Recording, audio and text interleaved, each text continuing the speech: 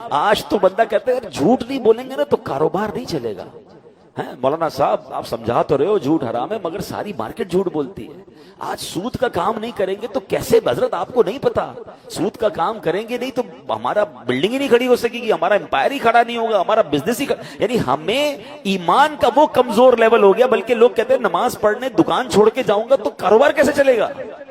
یعنی ہمارا مائنڈ یہ ہے کہ جھوٹ بولنے سے کام ہوگا, سود کھانے سے یا سود کا کام کرنے سے آگے بڑھوں گا, اپنا بزنس چھوڑ کر نماز پڑھنے جاؤں گا تو بزنس ڈاؤن ہو جائے گا. یہ ایمان ہے.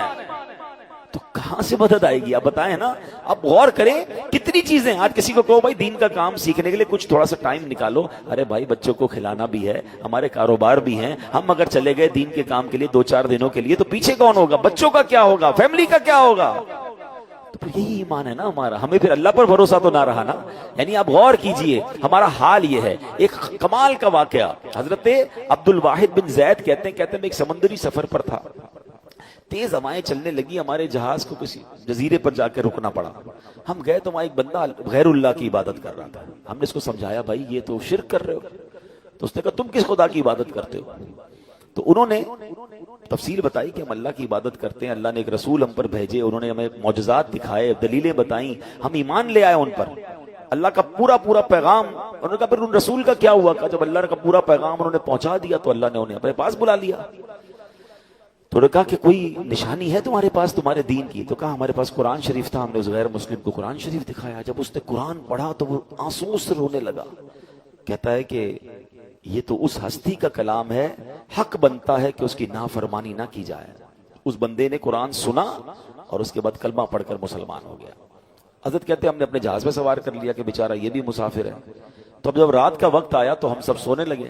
تو وہ کہتا ہے یہ بتاؤ جس خدا کا کلمہ پڑھایا ہے وہ سوتا ہے؟ تو کہا نہیں وہ تو نہیں سوتا. تو کیا کمال کی جواب دیا کہ ابھی تو تم نے مجھے مسلمان کیا, مجھے اللہ کے بارے میں بتایا ہے, تو یہ کتنی بری بات ہے مالک کے سامنے بندہ سویا رہے. مالک جاگ رہا ہے تو غلام کیسے سو سکتے؟ وید بھی ہے. کہ ہم سارے سو گئے, وہ ساری رات عبادت کرتا رہا, ساری رات دعائیں کرتا رہا. جب ایک کنارہ آیا تو ہم نے اس کو کچھ پیسے دیے کہ پیسے لے لو, آپ اپنی زندگی کیسے گزارو گے؟ تو وہ کہتا ہے کہ بڑی عجیب بات ہے, جب میں اللہ کی پوجا نہیں کرتا تھا, غیر اللہ کو پوچھتا تھا تو مجھے وہ روزی دیتا تھا, اب تو میں مسلمان ہو گیا ہوں تو مجھے تمہارے پیسوں کی کیا ضرورت ہے, وہ مجھے بھوکا کیوں رکھے گا؟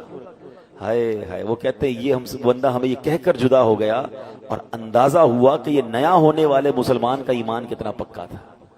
مگر ہمارا حال کیا ہے؟ ہمیں صرف اسباب پر فکر ہے. نوکری ہوگی تو کام چلے گا, کاروبار ہوگا تو کام چلے گا, فلاں بندہ راضی ہوگا تو روزی ملے گی. اللہ کے بارے میں خیال بھی دل میں نہیں آتا. رب پر بھروسہ کرنا سیکھیں. اللہ چاہے گا تو میرا کام ہوگا, اور یہ کہنا بھی شروع کریں, اپنی زندگی میں یہ شامل کریں. یہ پلاٹ لے لوں گا, اس مارکیٹ میں دکان کھول لوں گا تو کاروبار چلے گا, وہ والی چیز مجھے مل جائے گی تو میں ترقی کر جاؤں گا. نہیں, میرا رب چاہے گا تو ترقی ہوگی.